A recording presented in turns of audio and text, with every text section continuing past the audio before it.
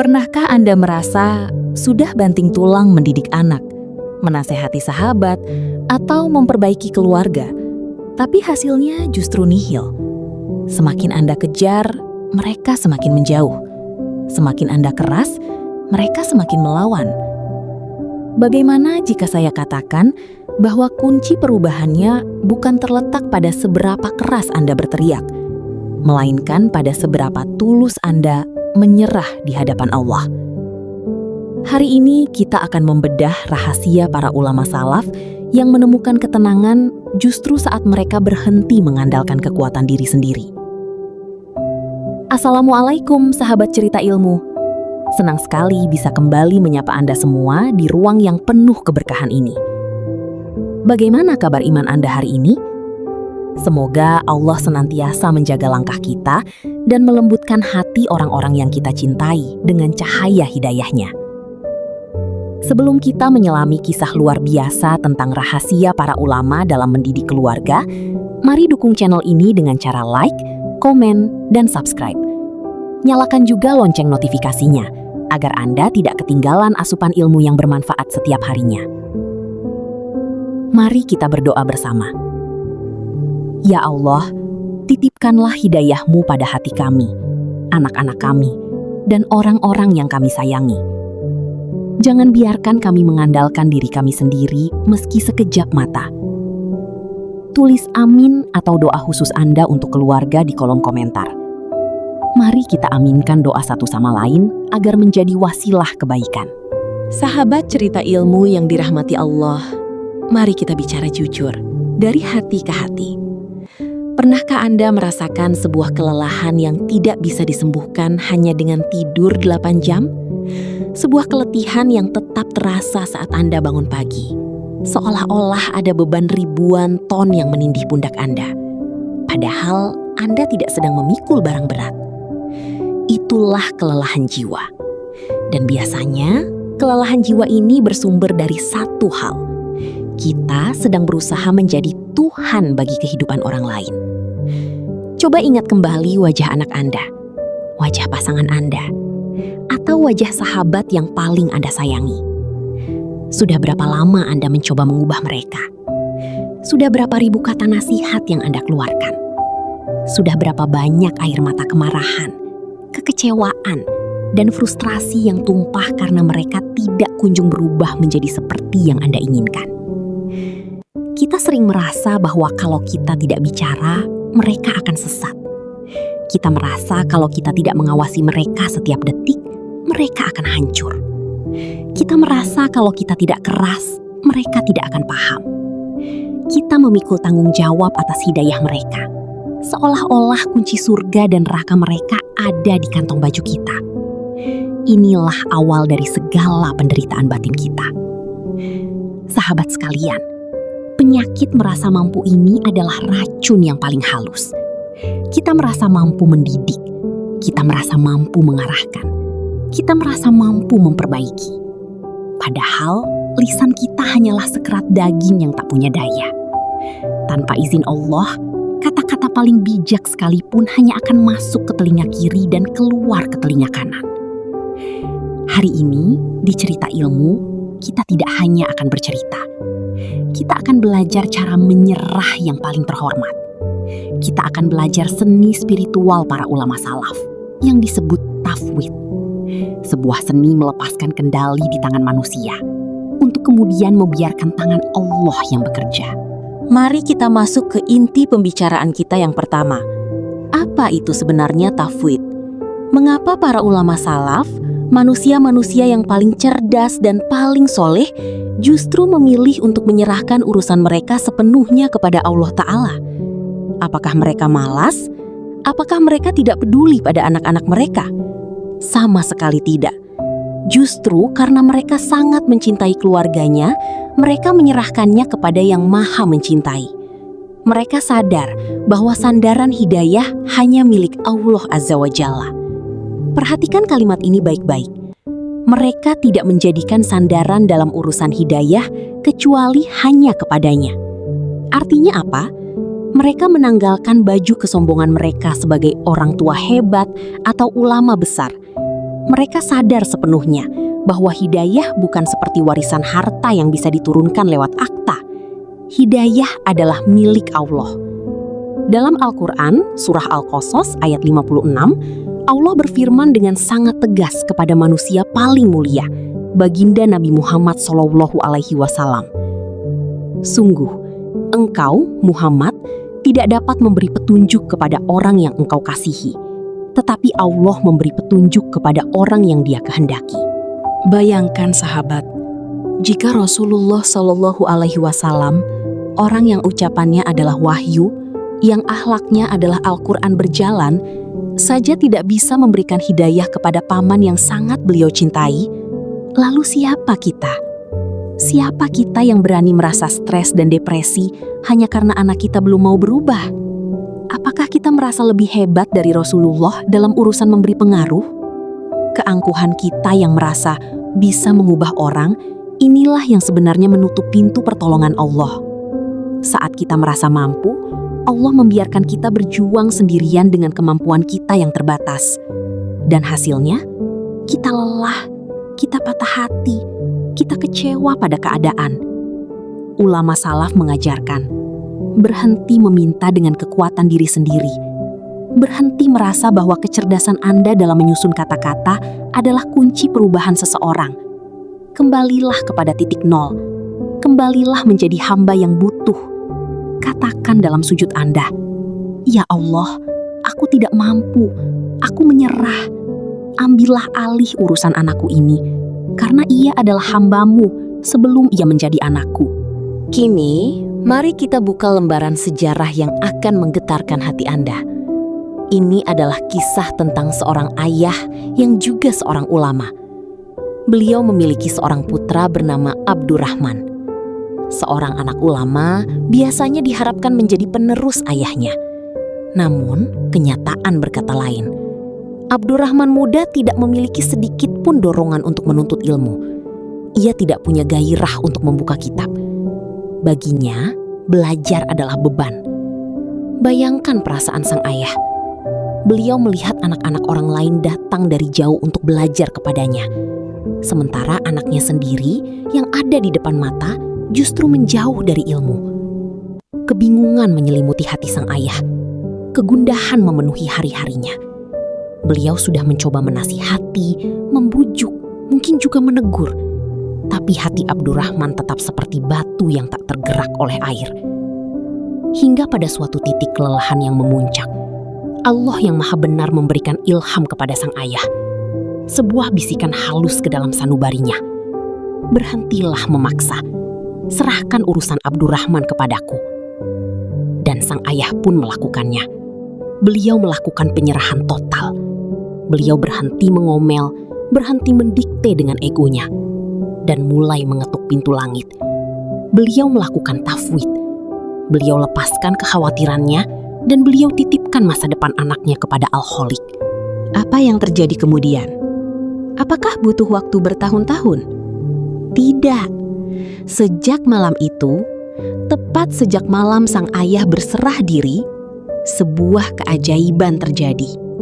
Tanpa perintah, tanpa paksaan, tanpa iming-iming hadiah, Abdurrahman mulai duduk di depan kitab-kitabnya. Ia mulai belajar dengan sendirinya, seolah-olah ada tangan tak terlihat yang membalikkan hatinya 180 derajat. Ia tidak hanya belajar, tapi ia mulai merasakan manisnya ilmu. Ia menemukan kenikmatan dalam memahami ayat demi ayat, hadis demi hadis. Dan yang lebih menakjubkan, Allah bukakan pintu pemahamannya begitu lebar, hingga dalam waktu singkat, ia menjadi lebih unggul dibandingkan murid-murid lain yang sudah belajar bertahun-tahun sebelumnya. Sang ayah kemudian berkata dengan kalimat yang sangat menyentuh, "Allah memberiku ketenangan dengan penyerahan diriku kepadanya dari kelelahan yang sebelumnya kurasakan." Sahabat cerita ilmu, lihatlah perbedaannya.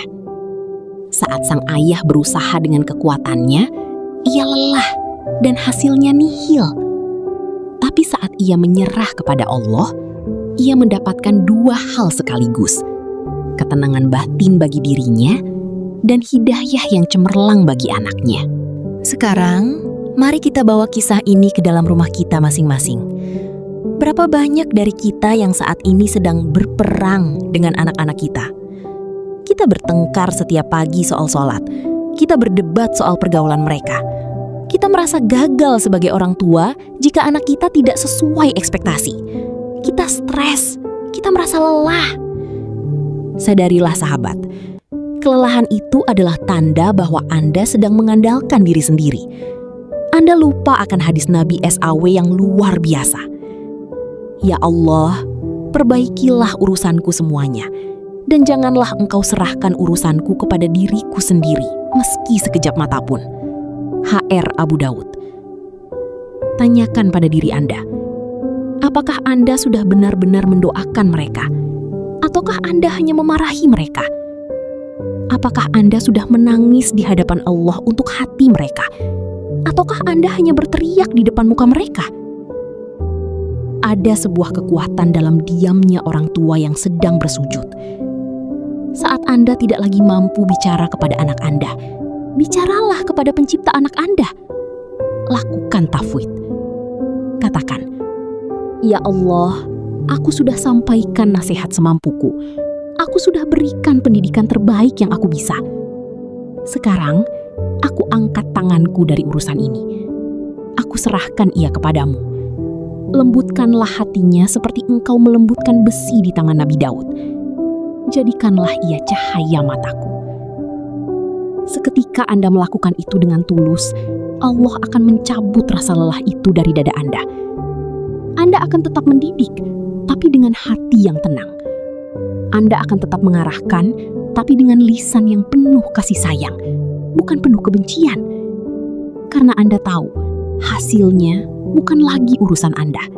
Sahabat cerita ilmu yang dirahmati Allah, mari kita merenung sejenak pada apa yang terjadi setelah momen penyerahan total itu. Seringkali kita bertanya-tanya, berapa lama saya harus menunggu keajaiban itu datang? Atau, apakah Allah benar-benar mendengar rintihan saya? Mari kita lihat apa yang terjadi pada kisah Abdurrahman tadi. Perhatikan satu detail kecil namun sangat penting dalam sejarah ini. Keajaiban itu terjadi sejak malam itu. Bukan tahun depan, bukan bulan depan. Tapi sejak malam di mana sang ayah melepaskan egonya dan melakukan tafwid atau penyerahan total kepada Allah. Kenapa bisa begitu cepat? Karena ketika seorang hamba benar-benar berhenti mengandalkan dirinya sendiri, saat itulah bantuan Allah yang tak terbatas masuk ke dalam urusannya. Selama kita masih merasa sanggup, Allah biarkan kita dengan kemampuan kita yang kecil. Namun, saat kita angkat tangan dan berkata, Ya Allah, aku tak mampu lagi, perbaikilah urusanku. Di sanalah pintu langit terbuka selebar-lebarnya. Abdurrahman, anak yang tadinya tak punya minat pada ilmu, tiba-tiba bangun dengan hati yang baru. Seolah-olah ada cahaya yang menyinari kegelapan di dadanya.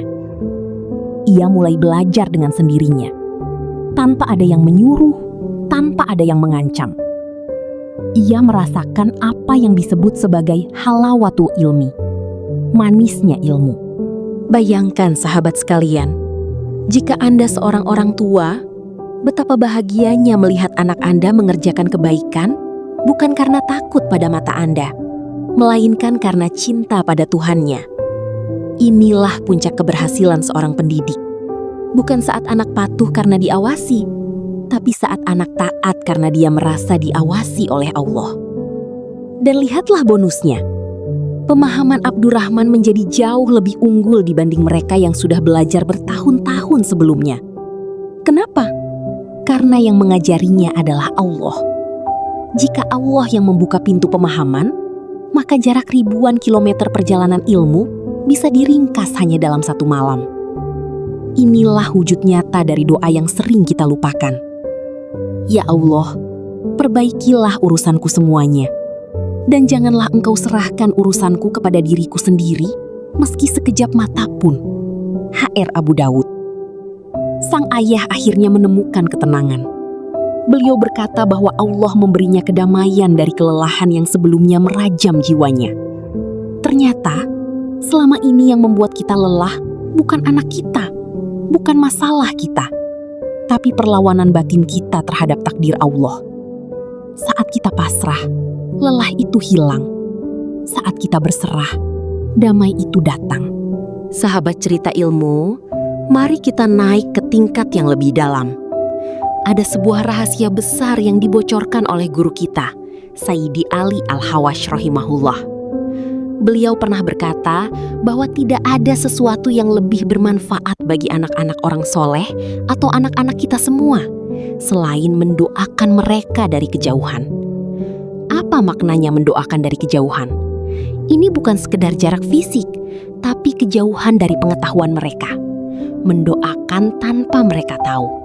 Mendoakan di saat mereka sedang tidur lelap. Mendoakan di saat mereka sedang sibuk dengan urusan mereka, tanpa kita perlu pamer bahwa kita sedang mendoakan mereka. Mengapa doa sembunyi-sembunyi ini begitu sakti di sisi Allah? Karena doa ini bebas dari penyakit riya dan ego. Saat kita menasihati anak di depan wajahnya, terkadang ada rasa ingin menang, rasa ingin dibilang orang tua yang hebat. Tapi saat kita bersujud di tengah malam, menangis menyebut namanya di hadapan Allah tanpa dia tahu, di sana hanya ada cinta yang murni. Di sana hanya ada ketulusan yang tak bercampur dengan ambisi duniawi. Inti dari semua ini adalah jangan pernah bersandar pada apa yang kita miliki, baik itu harta, kedudukan, atau kecerdasan kita dalam mendidik keluarga. Semuanya harus kembali kepada Allah. Sebagaimana Allah berfirman dalam surat Ghafir ayat 44, "Dan aku menyerahkan urusanku kepada Allah. Sungguh Allah Maha melihat akan hamba-hambanya." Tugas kita adalah menjadi perantara yang penuh cinta. Namun hati kita harus tetap terikat kuat pada tiang tauhid, bahwa hidayah adalah milik Allah dan hanya kepadanya kita memohon pertolongan. Maka, sampai di sini, mari kita tundukkan kepala kita sejenak.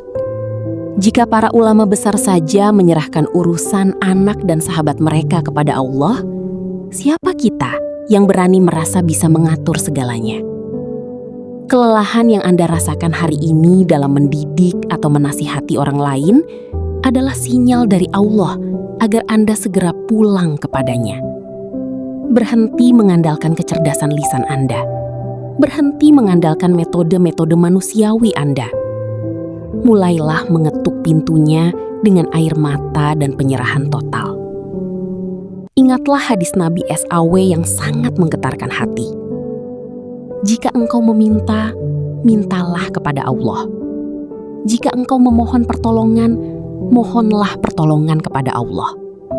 Ketahuilah, jika seluruh umat berkumpul untuk memberimu manfaat, mereka tidak akan bisa kecuali apa yang telah ditetapkan Allah untukmu. HR Tirmidzi. Tugas kita hanyalah menjadi perantara yang penuh kasih. Selebihnya, biarkan Allah yang menuliskan ceritanya. Saat Anda melepaskan kendali, saat itulah Allah akan mengambil alih. Dan percayalah, cara Allah mendidik hambanya jauh lebih indah daripada cara kita mendidik anak-anak kita. Sahabat cerita ilmu, kita sampai di penghujung renungan hari ini. Mungkin hari ini Anda sedang merasa gagal sebagai orang tua. Mungkin Anda sedang merasa sedih melihat sahabat yang tak kunjung berubah.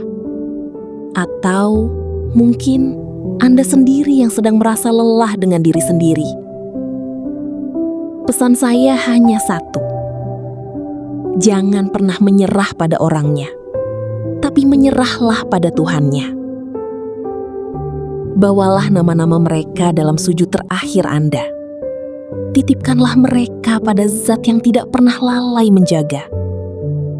Lepaskanlah rasa sesak itu di hadapan Allah dan biarkan ketenangan menyelimuti hati Anda. Sebagaimana ketenangan itu pernah menyelimuti hati ayah Abdurrahman. Terima kasih telah menemani perjalanan batin kita hari ini di Cerita Ilmu. Jika video ini menyentuh hati Anda, bagikanlah kepada satu orang yang menurut Anda sedang butuh dikuatkan jiwanya.